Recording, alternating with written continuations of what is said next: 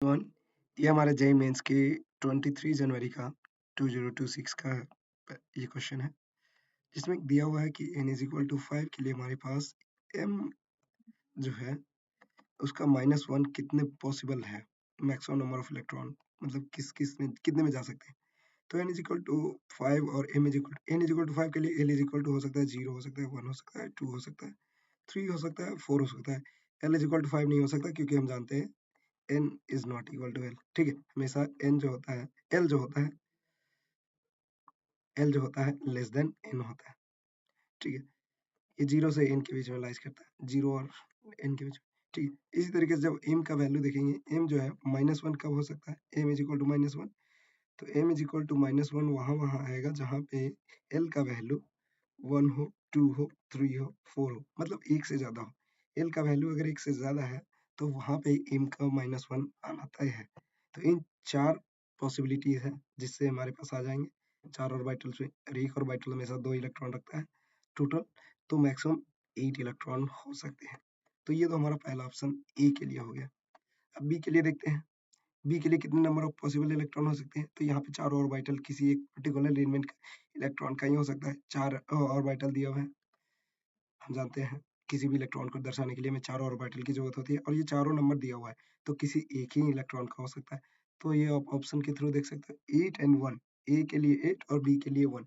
So 3 is the correct answer माफ करिएगा थोड़ा ऑडियो थोड़ा खराब है गला बैठ गया सो हेलो एवरीवन एक और हमारे पास जे मेंस का क्वेश्चन 23 जनवरी का 23 जन ठीक है 2026 तो ये क्वेश्चन कहता है कि which of the following is correct आप ये देख सकते हो एनर्जी के बारे में बात किया जा रहा है तो एनर्जी हमेशा जानते हैं एनर्जी इज इक्वल टू हमारे पास एक फॉर्मूला होता है -13.6 into Z square by n square लेकिन यहाँ पे ध्यान देने वाली बात है नेगेटिव है यहाँ दोनों ऑप्शन तो ऐसे ही छट गए ये प्लस प्लस है अब बात करते हैं ऑप्शन सेकंड की और थर्ड की तो ऑप्शन सेकंड में आप देखोगे तो second orbit of the hydrogen तो यहाँ पे जब सेकंड ऑर्बिट के लिए निकालते हो तो n इज इक्वल टू 2 हो जाएगा z इज इक्वल टू 1 हो जाएगा तो e जब आप निकालोगे E2 second energy second orbit के लिए निकाल रहे हैं तो -13.6 मल्टीप्लाइड बाई 1 का स्क्वायर डिवाइडेड बाई 2 का स्क्वायर सो ये आ जाता है -3.4 इलेक्ट्रॉन वोल्ट ये इलेक्ट्रॉन वोल्ट में आता है ये ध्यान रखना है लेकिन हमारा एनर्जी जूल में दिया हुआ है तो इसे हम लोग क्या करते हैं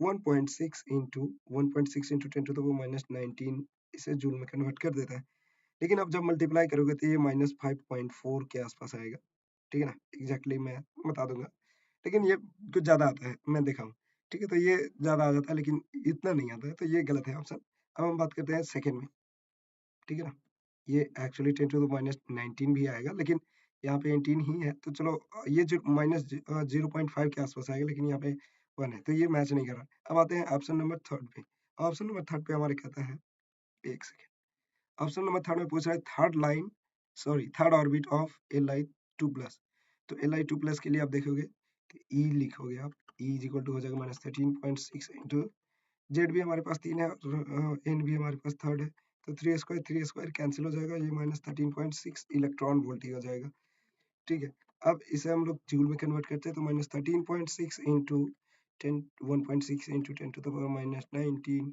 जूल तो ये आ जाता है कुछ ये जब हम मल्टीप्लीकेशन करते हैं तो ये आता है 21.76 इसका जब आप कैलकुलेशन करोगे तो अप्रोक्सीमेटली -21.76 आता है इंटू 10 टू द पावर -19 ठीक है इसे आप जब आप स्टैंडर्ड फॉर्म में और इसको जब ओरिजिनल फॉर्म में लिखोगे तो 1.768 इंटू 10 टू द पावर -18 लिख सकते हैं अब यहाँ से हम लोग क्या कर सकते हैं जस्ट इसको 5 से बड़ा है तो इसको जस्ट ऐसे भी लिख सकते हैं ठीक है तो ये हमारे पास ऑप्शन सही हो जाता है इसीलिए ये वाला आंसर सही है सी थर्ड ऑप्शन सही है इस क्वेश्चन का थैंक यू ऑडियो थोड़ा खराब था माफ कीजिएगा हेलो एवरीवन यहाँ पे हमारे पास पूछा है नाइट्रेशन के लिए फास्टर कौन होगा तो यहाँ पे आप देख सकते हो यहाँ पे इलेक्ट्रॉन विड्रॉइंग है ये भी इलेक्ट्रॉन विड्रॉइंग है ये भी विड्रॉइंग के रूप में काम करता है -I के जैसे लेकिन ये जो है इलेक्ट्रॉन डोनेटिंग के रूप में काम करेगा या +I के फॉर्म में तो यहाँ पे जो है ये नाइट्रेशन के लिए फास्टर रेट दे देगा ये बहुत ही सिंपल क्वेश्चन हो गया है ना जब इसका स्ट्रक्चर फॉर्म ऐसे देखोगे तो ये आपको क्लियरली समझ में आ जाएगा कि ये जो है इलेक्ट्रॉन डोनेटिंग ग्रुप के तौर पे काम कर रहा है या +I तो यहाँ पे नाइट्रेशन के लिए जो है NO2 का अटैचमेंट के लिए ये फास्टर रेट देगा एज कम्पेयर टू अदर, क्योंकि अदर में हमारे पास इलेक्ट्रॉन विथड्रॉइंग ग्रुप है। तो आई होप आपको ये बहुत ईजी लगा होगा ये क्वेश्चन, और बहुत ईजी था भी। सो हेलो एवरीवन, 23 जनवरी का मॉर्निंग शिफ्ट का एक और क्वेश्चन है हमारे पास, जिसमें कि पूछ रहा है आयनाइजेशन एनर्जी ऑफ। तो मैंने देखा है कि तीनों अभी तक के जनवरी के अटेम्प्ट जो हो रहे हैं 2026 के, हर एक पेपर में जो है आयनाइजेशन एनर्जी से क्वेश्चन आ ही रहा है। मतलब आपको पीरियोडिक टेबल बढ़िया से पढ़ के जाना था, है ना? तो जब आप ध्यान से देखोगे आयनाइजेशन एनर्जी, तो आयनाइजेशन एनर्जी का हमने कल भी एक वीडियो में बताया था। कल भी एकदम सिंपल ही क्वेश्चन पूछा था, और सेम क्वेश्चन यहाँ पे भी है। ठीक है, कल भी हमने बताया था, अगर आप वीडियो देख रहे हो तो आप जानते हो। ठीक है, तो आयनाइजेशन एनर्जी क्या होता है? Left to right same period अगर बात हो रहा है तो हमेशा सही होता है, मतलब लेफ्ट टू राइट जाने पर आयनाइजेशन एनर्जी बढ़ता है। लेकिन वहां पे एक्सेप्शन आ जाता है, जहाँ पे हाफ फील्ड इलेक्ट्रॉनिक कॉन्फ़िगरेशन होता है, हाफ फील्ड या फुल फील्ड। अगर हमारे पास हाफ फील्ड या फुल फील्ड इलेक्ट्रॉनिक कॉन्फ़िगरेशन आता है, उस वहाँ पे ये दोनों ये जो है एक्सेप्शन बिहेवियर शो करता है, बाकी नॉर्मल ही रहता है। तो क्लोरीन, अब हम बात करते हैं इस वाले ऑप्शन के अनुसार। तो एल्युमिनियम के बाद सिलिकॉन होता है, सिलिकॉन के बाद फास्फोरस, क्लोरीन उसके बाद फास्फोरस के बाद सल्फर, देन क्लोरीन आता है। ये हमारा नॉर्मल पीरियोडिक टेबल का एलिमेंट्स है। ये 15 और ये 16, ये 17। लेकिन जब आप फास्फोरस को देखोगे तो क्या है, यहाँ पे हाफ फील्ड इलेक्ट्रॉनिक कॉन्फ़िगरेशन है, 3s2 और 3p2, सॉरी 3 याद आता है, जिसकी वजह से ये हाफ इलेक्ट्रॉनिक कॉन्फ़िगरेशन हो जाता है। तो सबसे ज़्यादा क्लोरीन का होगा, उसके बाद ये जंप करके यहाँ आ जाता है फास्फोरस, फिर उसके बाद सल्फर होगा, उसके बाद सिलिकॉन, उसके बाद तो फिर आप जानते ही हो एल्युमिनियम। तो ये हमारा करेक्ट ऑर्डर बनता है। देखते हैं ऑप्शन कौन सा है। क्लोरीन, फास्फोरस, सल्फर, ठीक है, सिलिकॉन एंड एल्युमिनियम। हाँ, मुझे लगता है ए इज द करेक्ट आंसर। देख लो आप, एक सेकंड, ये देखो, chlorine, phosphorus, sulphur, silicon, aluminium, yes, ये इज द करेक्ट आंसर हो जाएगा। बहुत इजी क्वेश्चन था आयनाइजेशन एनर्जी से। पीरियोडिक टेबल आप थोड़ा सा ध्यान से करके जाना, क्योंकि मुझे मुझे अभी तक के तीनों पेपर में देखा हूँ, तीनों पेपर में आयनाइजेशन एनर्जी से क्वेश्चन है ही है। स्टेटमेंट के तौर पे हो कैसे भी हो, लेकिन आयनाइजेशन एनर्जी मस्ट है, सब में आ रहा है। ओके, तो आप देख लेना एक बार। एवरीवन, एक और क्वेश्चन है हमारे पास जेईई मेन 23 जनवरी 2026 का। तो इसमें आप देखोगे, ये रिड्यूसिंग एजेंट है जो कि रिड्यूस करेगा। ये क्वेश्चन हमें कई बार पूछा गया है, तीनों पेपर में अभी तक देखा हूँ, कहीं न किसी फॉर्म में रिडक्शन से क्वेश्चन पूछ लिया गया है। तो यहाँ पे आप जब देखोगे तो इस वाले स्ट्रक्चर से जब एसएनएचसीएल का रिएक्शन कराया जाएगा, तो ये ऊपर वाले फंक्शनल ग्रुप या फिर ओपन वाले CH3 को कुछ नहीं करेगा, बस ये NO2 को NH2 में कन्वर्ट कर देगा। अब यह क्या होगा? अब यह बी हो गया, ये हमारा बी प्रोडक्ट बन गया। अब बी में क्या होगा? ये हमारे पास इस वाले रिएजेंट को जो है, जस्ट हम जानते हैं कि इस वाले रिएजेंट से हम क्या करते हैं, ऐड करा देते हैं, ठीक है ना? ये ऐड हो जाएगा, पहले तो ये ऐड होगा, फिर उसके बाद सेकंड वाले पे आएँगे। तो पहले का प्रोडक्ट अगर मैं बनाऊँ तो ये कुछ CH3 हो जाएगा, फिर यहाँ पे NH रहेगा, इससे अटैच हमारे पास C double bond O CH3 बन जाएगा। अब इसको हम लोग ब्रोमाइड वाला रिएक्शन करवाएँगे, तो यहाँ पे ये हो जाएगा Br2FeS2O, लास्ट वाला में ये वाला हम H2O भी ले लेंगे। तो पहले वाले पे जब हम बात करेंगे, पहला स्टेप अगर कंप्लीट करें, तो एक सेकंड में यहाँ पे थोड़ा और बनाता हूँ।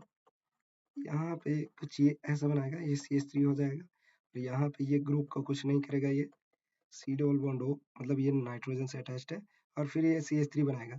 और ये ब्रोमीन जो है, ये कैसा था, ऐसा, ठीक है। तो यहाँ ब्रोमीन ऐड हो जाएगा, अगर ये इस वाले पे नाइट NH वो वाला अटैच है। देखो नेक्स्ट स्टेप में आप ध्यान से देखो, ठीक है। ओह, ये कुछ ऐसा बन रहा है, ठीक है।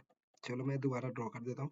CH3 यहाँ है, Br अटैच हो रहा है, और यहाँ पे NHC double bond O CH3 है। अब इस वाले में क्या होगा, इसका हम हाइड्रोलिसिस करवाएंगे, तो अगेन ये कट के बाहर हो जाएगा, और हमारे पास NH2 बच जाएगा। तो ये सब जानते हैं, ये वाला स्टेप तो सबको पता है, सबसे इजी स्टेप मतलब इजी समझने के लिए, ठीक है। ये Br हो जाएगा, और यहाँ पे फिर से NH2 बन जाएगा। हाइड्रोलिसिस हम लोग उसी के लिए करते हैं, ठीक है। तो ये वाला पूछा था कि इसका मास कितना है, क्वेश्चन तो यही था ना, mass, what the mass of the gram product C। तो जब आप इसका प्रोडक्ट देखोगे तो यहाँ पे 3 हाइड्रोजन है और 6 आयन, C6H3 प्लस एक CH3 का मास प्लस ब्रोमीन का मास प्लस हम NH3 का, सॉरी NH2 का। तो ये कुछ हो जाएगा 16, ये हो जाएगा 80, ये हो जाएगा 15, और ये हो जाएगा 72 प्लस 3 यानी कि 75। 75 प्लस 15 जो हो जाएगा 90, 90 और 80 जो होगा 170, 170 प्लस 16 इज इक्वल टू हो जाएगा 186। तो ये अच्छा क्वेश्चन था। सो मुझे लगता है कि ये करना चाहिए था, अब सबको किया होगा जिसका ये प्रोडक्ट बनाने में इजी होगा। Okay, so 186 is the correct answer. Very good. So hello everyone, ये हमारे पास एक क्वेश्चन आया है, पता नहीं ये इस क्वेश्चन में मुझे डाउट है कि पता नहीं सच है या नहीं, मतलब ये करेक्ट क्वेश्चन है या नहीं, लेकिन अगर आपको लगता है कि ये सही क्वेश्चन है तो फिर ठीक है, इसका सॉल्यूशन कर लेते हैं। ये जो पीडीसी है, ये हमारे पास कंट्रोल्ड वे में हमारा रिडक्शन करता है। ये अल्काइन को सीधे अल्कीन में कन्वर्ट करेगा, अल्केन में नहीं, अल्कीन में कन्वर्ट करेगा। ये भी अल्केन को सॉरी अल्काइन को अल्कीन में ही कन्वर्ट करेगा। ठीक है, तो ये हमारे पास रिएजेंट का ये जो है डायरेक्टली कन्वर्ट अल्केन में कन्वर्ट नहीं कर देते हैं। ठीक है, तो अब देखते हैं, ये हमारे पास 1 2 3 4 और यहाँ पे ब्यूटू आइन है। तो ये हमारे पास, अगर हम इसका रिएक्शन H2 पीडी से करवाते हैं, पीडीसी से, तो ये कंट्रोल्ड वे में होता है और यहाँ पे सी से एडिशन होता है, जिसकी वजह से जो है यहाँ पे ये हाइड्रोजन और ये भी हाइड्रोजन। ठीक है, ये ज्यादा दूर हो गया, कोई बात नहीं, यहाँ पे रख लेते हैं। यहाँ पे सी और यहाँ पे सी। वहीं पे हमारे पास यहाँ पे जब आप देखोगे लिक्विड सोडियम लिक्विड NH3, तो ये जो है एंटी एडिशन होता है, सबको पता है। और एंटी एडिशन से क्या हो जाएगा, ये हो जाएगा सी डबल बॉन्ड सी, यहाँ पे H, यहाँ पे H, फिर हमारे पास ये C इधर रह जाएगा और ये C इधर। तो ये सी और ट्रांस का हो रहा था, इसका एग्जैक्ट मेरे पास ऑप्शन नहीं आया, तो माफ कीजिएगा। ठीक, अगर आपको पास ये क्वेश्चन कंप्लीट है तो हमें लिख कर भेज दीजिए या फिर कमेंट बॉक्स में लिख कर बता दीजिए कि क्या क्वेश्चन था। तो आई होप ये वीडियो आपको समझ में आया होगा और ये क्वेश्चन भी आपको समझ में आया होगा।